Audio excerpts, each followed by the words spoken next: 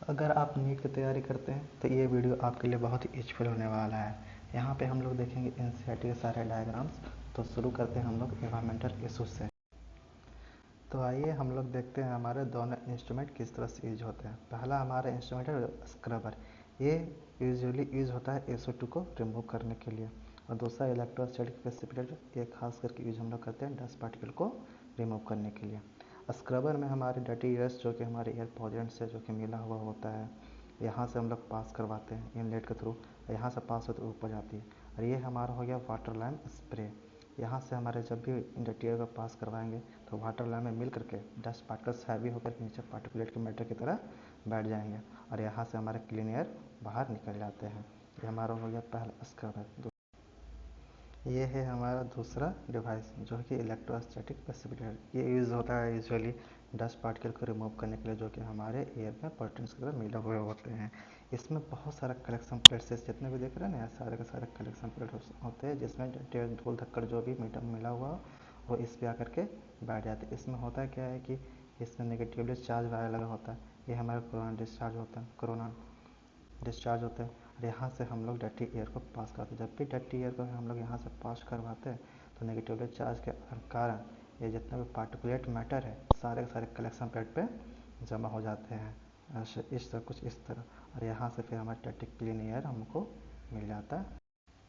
Usually इससे ज़्यादा हम लोग क्वेश्चन तो नेट नहीं पूछा गया, लेकिन अभी देखते हुए ट्रेंड के अनुसार पूछने की संभावना बहुत ज़्यादा बढ़ जाती है इस साल। यहाँ हम लोग देखेंगे खास क्वेश्चन इसमें पूछे जाएंगे कैसे कि स्क्रबर में हम लोग क्या यूज़ करते हैं पार्टिकुलेट मैटर को फिल्टर करने के लिए। तो हम लोग यूज़ करते हैं क्या, वाटर लाइन स्प्रे। और इलेक्ट्रोस्टैटिक प्रेसिपिटेटर में क्या होता है जिससे हम लोग डस्ट पार्टिकल को रिमूव करते हैं, तो हम लोग लिखेंगे वहाँ पर कलेक्शन प्लेट। बस इस तरह के क्वेश्चन यहाँ से पूछे जाएंगे। अब हम लोग इसी चैप्टर का फिगर 16.2 देखेंगे जो कि टेबल का फॉर्म में दिया हुआ है। ये इम्प्योरिटीज़ के बारे में दिया हुआ है। ये नीट वालों का बिल्कुल फेवरेट क्वेश्चन है। यहाँ से क्वेश्चंस बहुत ज़्यादा पूछे गए, बहुत ज़्यादा इंपॉर्टेंट क्वेश्चंस यहाँ से आते हैं। इससे क्वेश्चंस आएगा यूजुअली मैच द फॉलोइंग करके या फिर स्टेट फॉरवर्ड क्वेश्चंस भी आते हैं। जैसे डायरेक्ट आ जाएंगे कि सस्पेंडेड सॉल्ट का एग्जांपल कौन कौन से है, दे देंगे sand, silt, clay, none of these, ऐसे करके क्वेश्चंस यहाँ से आ सकते हैं। तो आइए हम लोग देते हैं सस्पेंडेड सॉलिड किसे कहते हैं, कोलाइडल मटेरियल किसे कहते हैं, डिजॉल्व्ड मटेरियल्स किसे कहते हैं। सस्पेंडेड सॉलिड्स वो जो पानी में घुलता नहीं है और नीचे सेडिमेंट की तरह आके बैठ जाता हो, जैसे हो गया सैंड, हो गया सिल्ट, हो गया क्ले, हो गया बालू, रेत, मट्टी वगैरह सब पानी में घुलते नहीं हैं। कोलाइडल मटेरियल जो हल्का फुल्का घुलता है, जैसे कि फीकल हो गया, मैटर हो गया, ऑर्गेनिक वगैरह।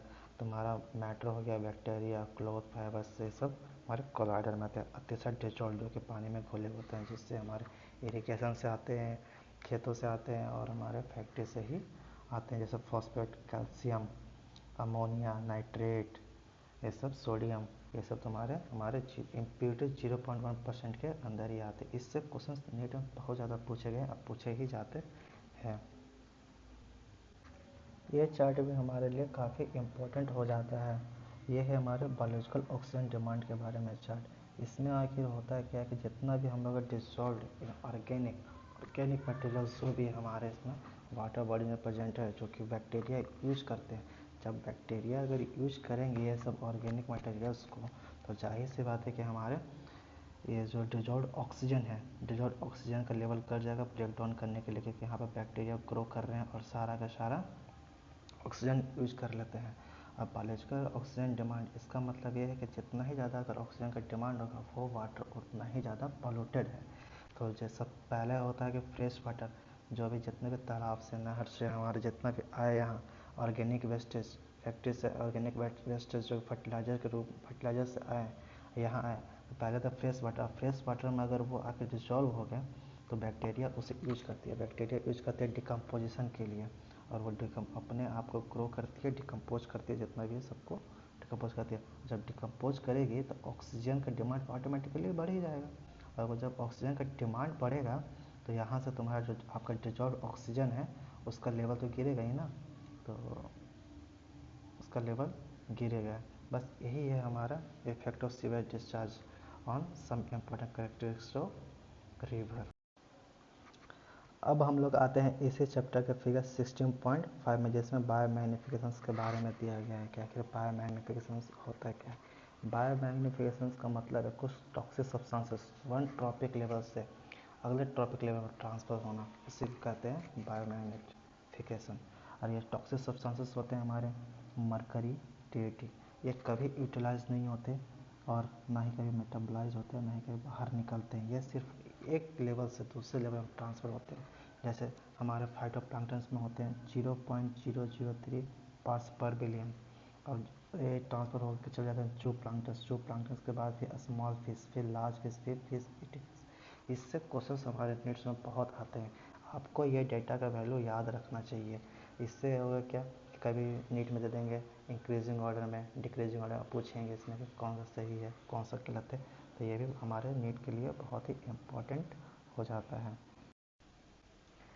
अब हम लोग आते हैं इसी चैप्टर के फिगर 16.6 में, जो कि इम्पोर्टेंट नहीं है, इससे क्वेश्चंस नहीं आएंगे, इससे क्वेश्चंस बनते भी नहीं हैं। जो सबसे ज़्यादा हमारा फिगर है इम्पोर्टेंट, वह है हमारा 16.7। ये ग्लोबल वार्मिंग का फिगर है। इससे क्वेश्चन हर साल देखे गए हैं और आते ही रहे हैं, आते ही जाएंगे। इसमें आपको पूछता है कि ग्लोबल वार्मिंग में किसका कितना परसेंटेज कितना है, तो आपको पूछ देंगे कि कार्बन डाइऑक्साइड का परसेंटेज कितना है, मीथेन का कितना है, सीएफसी का कितना है और नाइट्रोजन का कितना है। इसमें आपको क्वेश्चन मैच द फॉलोइंग करके भी पूछे जा सकते हैं, और ये भी इंक्रीजिंग ऑर्डर डिक्रीजिंग ऑर्डर भी करके पूछ जाएंगे, तो आपको हमेशा ध्यान रखना। इसको याद करने के लिए हमारे पास डिग्री सी एम।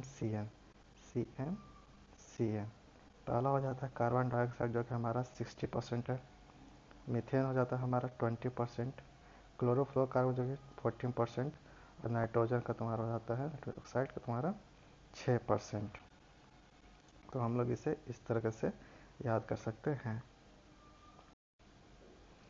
और हमारा लास्ट फिगर है 16.8। इससे क्वेश्चंस नहीं आता, पर हाँ ये जो इसका डेटा दिया हुआ है ये कॉलम के अंदर, यहाँ से क्वेश्चंस आते हैं कि हमारा ओजोन होल कहाँ दिखता है और कितने कौन से हमारे मंथ्स में दिखते हैं, और हम लोग इसे किससे मेजर करते हैं।